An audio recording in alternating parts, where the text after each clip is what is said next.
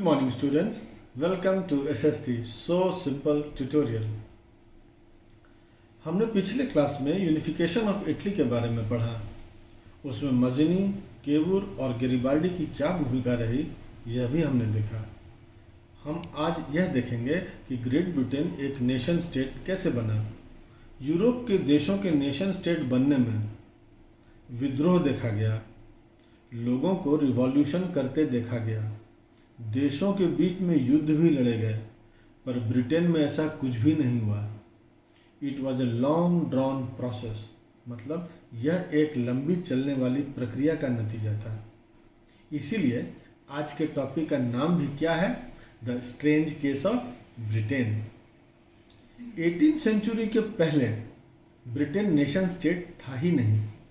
British Isles अर्थात उस द्वीप समूह में रहने वाले लोगों की पहचान इंग्लिश, वेल्स, स्कॉट्स या आयरिश के रूप में थी। इंग्लैंड के रहने वाले इंग्लिश, वेल्स के रहने वाले वेल्श, स्कॉटलैंड के रहने वाले स्कॉट्स और आयरलैंड में रहने वाले आयरिश। इन सभी ग्रुप्स की अपनी अपनी कल्चरल अर्थात सांस्कृतिक और पॉलिटिकल ट्रेडिशंस थे। इन सारे ग्रुप्स में इंग्लैंड ने अपने ट्रेड और कॉमर्स के बदौलत, मैन्युफैक्चरिंग के बदौलत काफ़ी पैसे कमाए, और तो और उसने नॉर्थ अमेरिका, कैरिबियन देशों में और भारत में अपनी कॉलोनी भी बनाई। इसमें उसकी अहमियत भी बढ़ी, जिससे वह ब्रिटिश आइल्स के अन्य द्वीपों पर अपना प्रभाव बढ़ाने में सफल हुआ। 1688 के ग्लोरियस रिवॉल्यूशन के बाद ब्रिटेन में मोनार्की कमजोर हुई और ब्रिटिश पार्लियामेंट मजबूत हुई, और इसी पार्लियामेंट के माध्यम से नेशन स्टेट का निर्माण हुआ, जिसके केंद्र में इंग्लैंड था।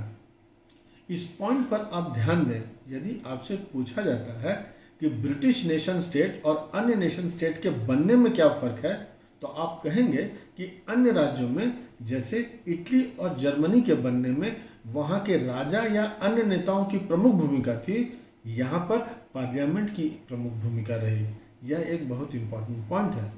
1707 में एक्ट ऑफ यूनियन के द्वारा इंग्लैंड और स्कॉटलैंड एक राष्ट्र में विलय हो जाते हैं, और इस तरह से United kingdom of great Britain का गठन होता है। आपसे पूछा जा सकता है, what was the result of the act of union 1707? It was through act of union 1707 between England and Scotland that resulted in the formation of United Kingdom of Great Britain। अब इस नए पार्लियामेंट में English members का दबदबा था। उन लोगों ने ब्रिटिश पहचान को प्रमोट करने के लिए स्कॉटलैंड के कल्चर और पॉलिटिकल इंस्टीट्यूशंस को एक योजना के तहत दबाना शुरू किया। याद कीजिए कि आपको डेमोक्रेसी एंड डाइवर्सिटी चैप्टर में मैंने बताया था कि इंग्लैंड बेसिकली एक प्रोटेस्टेंट कंट्री है। इसीलिए स्कॉटिश हाईलैंड्स के रहने वाले कैथोलिक्स लोगों ने जब अपनी आज़ादी को व्यक्त करने की कोशिश की, तो उन्हें जबरदस्ती दमन का सामना करना पड़ा। उनकी भाषा जो कि गेलिक थी, उसको बोलने पर, उनके नेशनल कॉस्ट्यूम्स पहनने पर पाबंदी लगा दी गई, और बहुत से लोगों को अपना वतन छोड़ने को मजबूर किया गया। आइए अब हम देखते हैं कि आयरलैंड यूके का हिस्सा कैसे बना। आयरलैंड कैथोलिक्स और प्रोटेस्टेंट्स में बटा हुआ था। अंग्रेजों ने आयरलैंड में प्रोटेस्टेंट धर्म को मानने वाले लोगों को कैथोलिक बहुल देश में अपना डोमिनेंस अर्थात प्रभुत्व बढ़ाने में मदद की।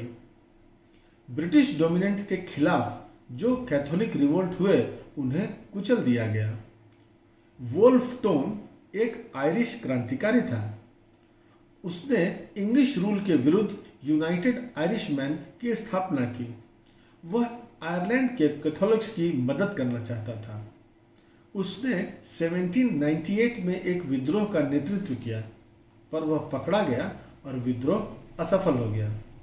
इस असफल विद्रोह के बाद 1801 में, याद रखिएगा 1801 MCQ क्वेश्चन बनेगा, बलपूर्वक आयरलैंड को यूके में शामिल कर लिया गया।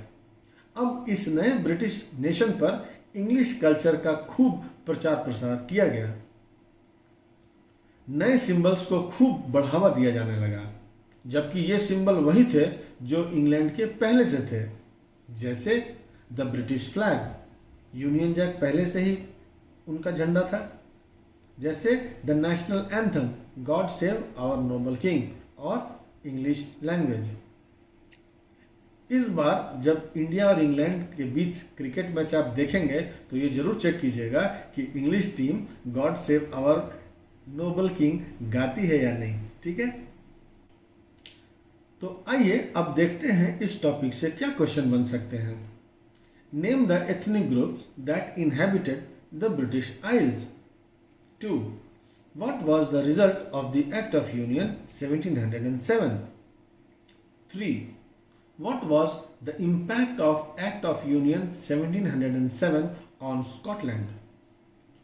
When were United Kingdom and Ireland united? Describe in brief the process by which British nation came into existence. Name any 3 symbols of the New Britain. इसके साथ ही हमारा आज का टॉपिक यहीं समाप्त होता है। अब आप अपने टेक्स्ट बुक को पढ़ें और फिर एक बार वीडियो देखें। इसके बाद भी कोई डाउट रहता है तो मुझे कमेंट सेक्शन में लिखें। अगले क्लास में हम एक अलग ही चीज़ देखेंगे कि किसी राष्ट्र को हम कैसे चित्रित करते हैं। Till then keep reading, have a nice day, thank you.